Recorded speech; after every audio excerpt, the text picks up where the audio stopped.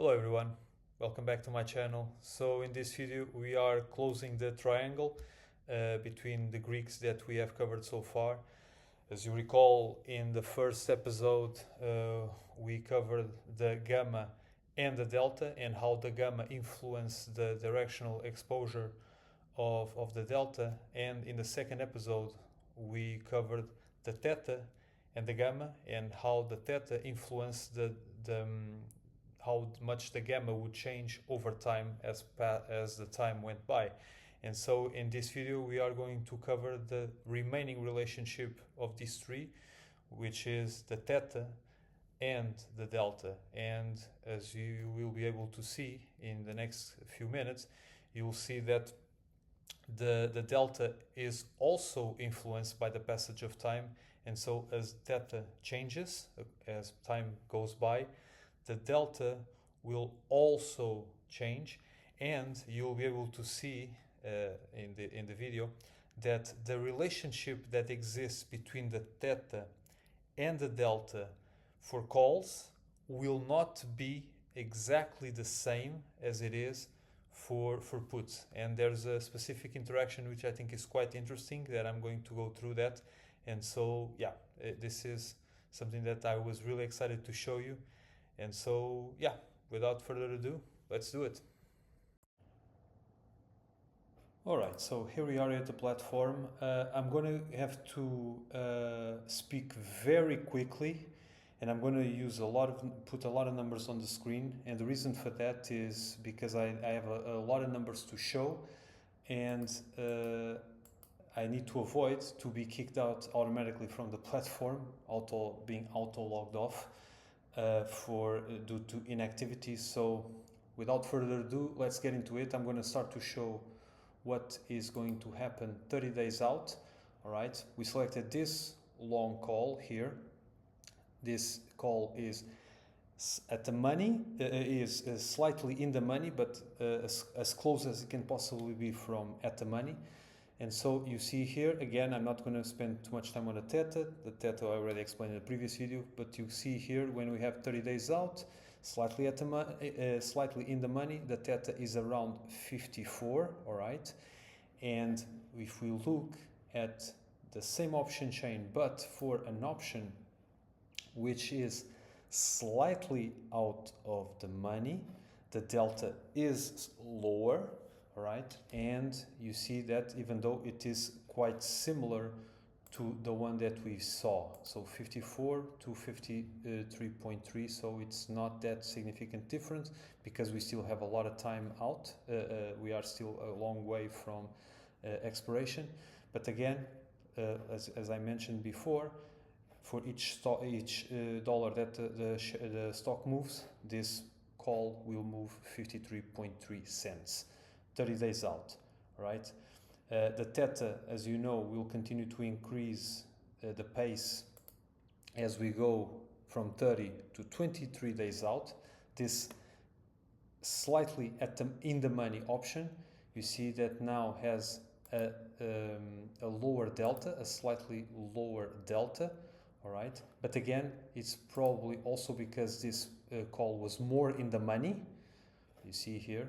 And when we are at the money, the delta tends to be is bigger than in the other positions along the option chain. So because this is less in the money, this difference in the delta, the fact that the delta is slightly lower, is probably because this option is in the money but a bit less so. All right, so at this moment is 53.5, and here you see that before it was 53.3, but because it's slightly out of the money, the delta was slightly reduced. All right, now moving on to 16 days out, you see here again we can establish again a comparison with the one that we had here, because 23 days out, 16 days out, you see the difference here. The difference means that now the delta remains very similar, all right, but slightly lower. And now for the call out of the money, right? You see here, and now it moves below 52. When we were at 23 days out, it was 52.6, all right?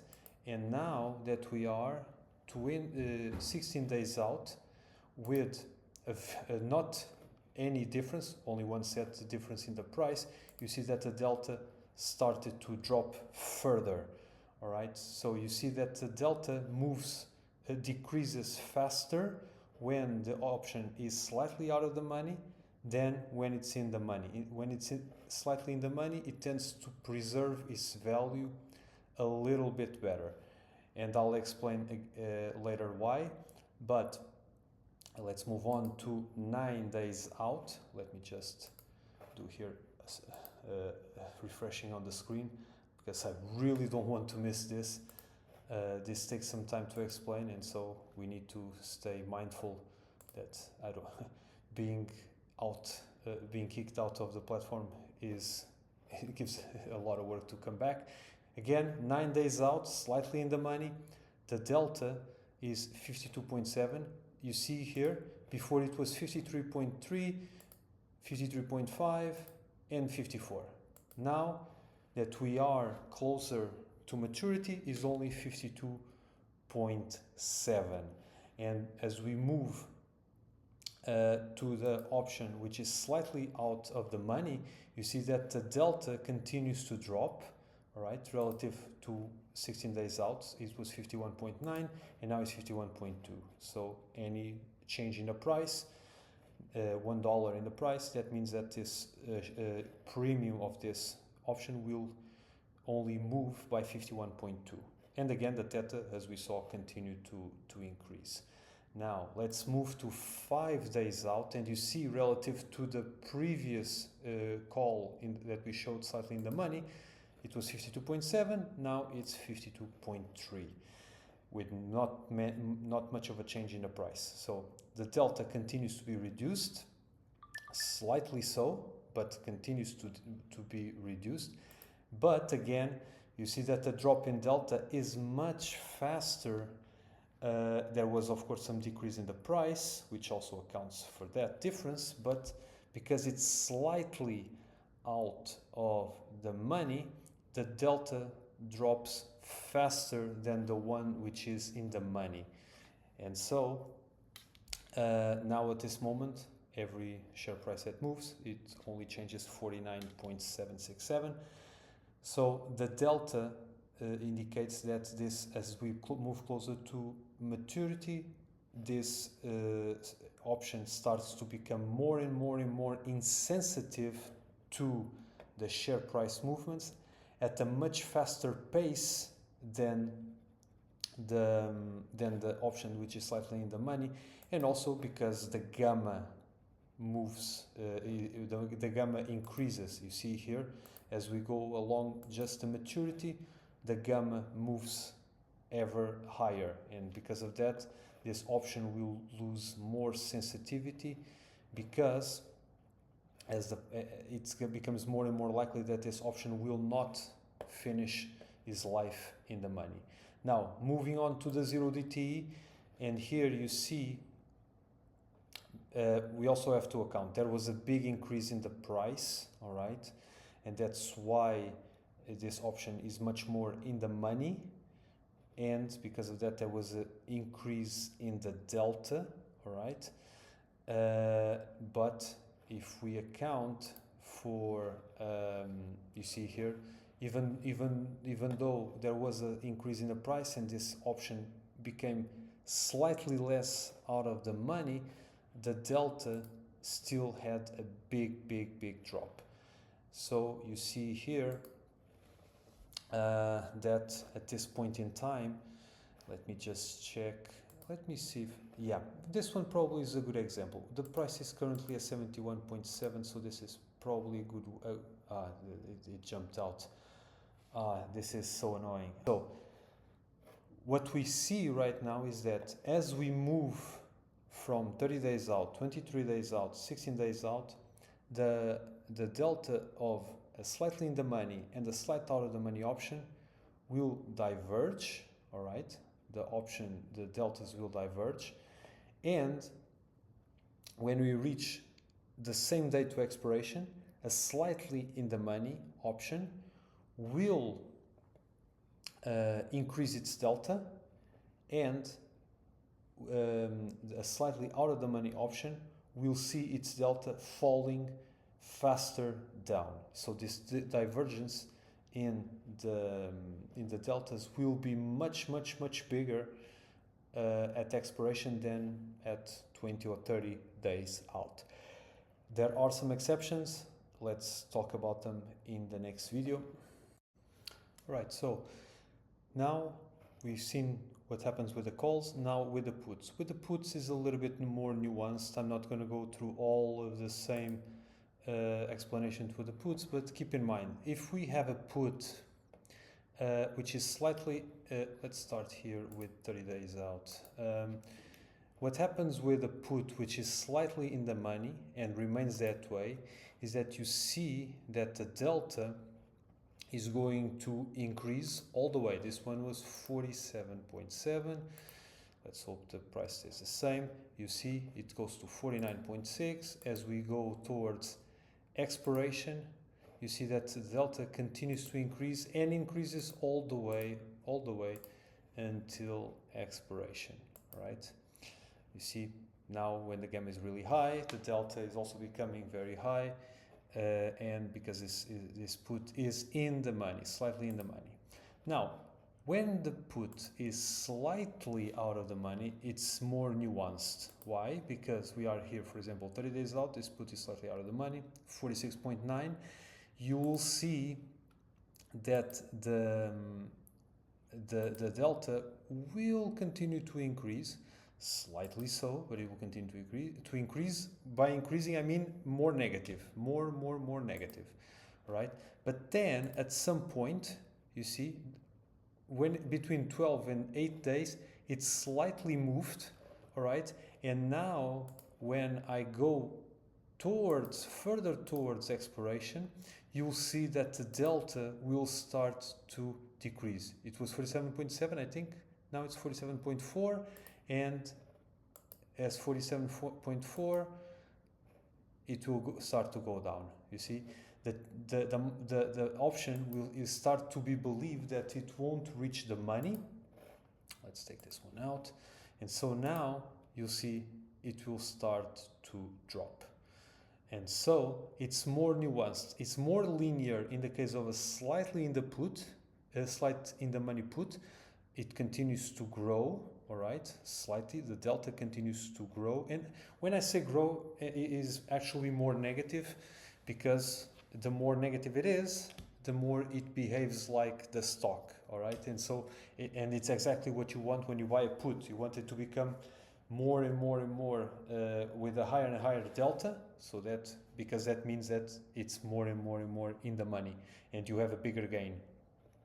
And so it increases all the way towards from very far out until expiration, but when it's slightly out of the money, it still goes up, albeit at a slower pace, all right? Here you see it's 46.7, and then you can put in here 47.4, but then somewhere here, so it was 47.4, now the price moved, so yeah, this is 47.6, so yeah, it's still relatively comparable, but now you see that it starts to go down by around the 8-day mark, and will continue to go further down. Yeah, 46.5. So you see, it's more nuanced when it comes to the puts than with the calls. And so this is the behavior for the calls and the puts. Again, we saw only long positions, because the short positions are basically the mirrors. When it comes to exceptions, again, if we go here very much so, and I'm going to cover only the exceptions for the calls. If you see here, Let's go here for this very much in the put call. You see right here that this call has a delta of close to 1, all right? And let's go even further away from here, even more up. You see that the delta is basically 1, and in this case, because the delta is so close to 1, even though we are 5 days out, this is so much in the money that basically this option is almost no time value, all right? Even though because it's so much in the money, it will only lose $8 per each day that passes by, and there are 5 days left. That explains this slightly premium that it's over here, because the price is around 758. You have this call costing 165, so this is a slight premium over this call. So you see that there is the difference is this time value and many other things such as volatile implied volatility and all that, but the time value is very small. And again, like we did before, the other exception, if we go very much for an out of the money option, there is nothing. These calls are absolutely condemned. No delta, whatever the share price does, it does not move. There is no theta, so because there is no time value, the option is not worth anything anyway, so of course it has no time value. Right, and there's one last thing that I wanted to show you, and especially if you use strategies that are based on selling options. If you, as you know, as we already discussed before, the theta, so the loss in value from the passage of time, increases, right, as we reach towards maturity. So I want you to think this in the following way. If we see, for example, this slightly in the money short put, you see the theta here is 51, and as we go along in the option chain towards maturity, you see that the theta will start to increase. All right. The increases are less dramatic than in the calls, but anyway. But now you see that as we reach 6 days out, 5 days out, you start to see that the theta is becoming more significant, all right? But then you get a big spike here when it's only 1 day out, all right? You see here, it's very high. It goes basically 5-fold. So you get a huge increase in the theta, all right? And then what you have next is that in here, if you select the same option, let's just put this one in here because you see that the theta is very high, but it's not as much as it was in the case of 1 day out. So what matters here is that you as a options seller, you benefit when you collect the most theta, all right? But you get hurt the most when the gamma, which means the instability of the delta, is higher. And so, for example, if I am an options seller, I'm much better off, for example, selecting this one, and let's just say I want to collect the maximum profit out of my trading. I'm much better off in terms of getting a maximum return here by using, in this case, a 1 day out, because I receive a much bigger theta, the loss of value.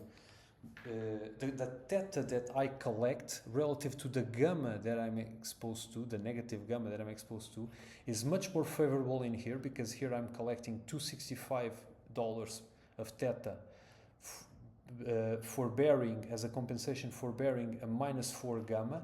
But if I go here, you will see if I go for a 0 DTE, you will see that the theta is not as big, so I receive less time value, all right? But the gamma is much higher, so I'm getting less paid in a 0 DTE to bear a much higher risk. And so you are better off, if you see this as sort of a ratio, you are much better off to find the peak, as we already saw the peak of the theta, relative to the gamma that you are exposed to. And so you see that it's good in terms of return to be exposed to an option which is relatively short term, all right? But it comes an inflection point, and in this case, as you can see, these option chains, this is not the most ideal situation because we are this is a shorter week.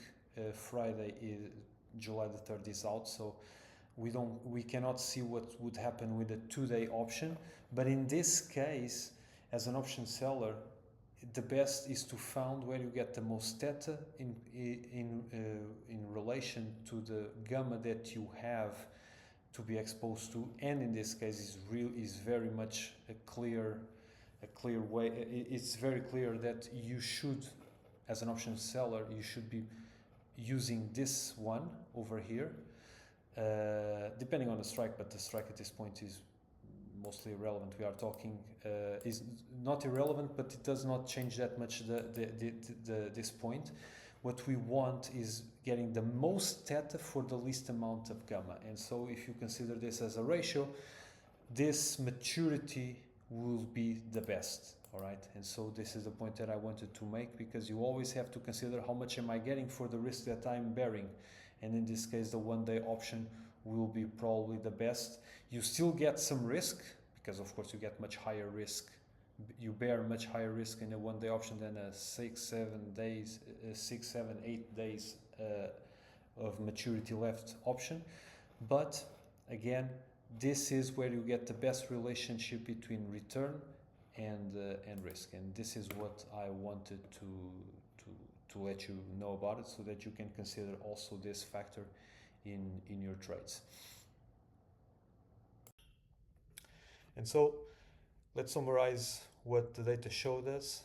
For calls, we could see that for both the ITM and the OTM calls, their deltas drift down progressively as time passes by. The ITM call has a slower progression of its delta towards 0, but then once we reach 1 day out and 0 days out, the delta of the ITM call reverses course and starts to go up, while the OTM call continues to go down and accelerates towards 0, because then the probability of ever reversing into the money is ever smaller. And for puts, it's different in the sense of you have your ITM put that goes up in terms of its delta, and I mean up more and more towards -1. So it progressively, it always ends up behaving more and more like a stock. But then the OTM put, and that is, I believe, the most interesting case, is that also the delta of the OTM put continues to go up, but less, with a much slower progression, until 9 days out, 8 days out, and then reverses course and starts to go down. And then when it reaches 1 day out or even 0 days out, the delta basically falls off the cliff towards 0. And while I was doing this, I also had the opportunity to check if there were any big events that could potentially influencing the course of the delta. For example, earnings announcements, Fed meetings, which I knew they were not, because we had just one a couple of days ago. But there was no significant events 8 days out or 9 days out that would cause this inflection in the OTM put. And so this makes things much more interesting. And so apparently the market believes for much longer that an OTM call will eventually reverse course and go into the money, probably because markets have the tendency to go up, and so that's why calls are always more pricier than puts.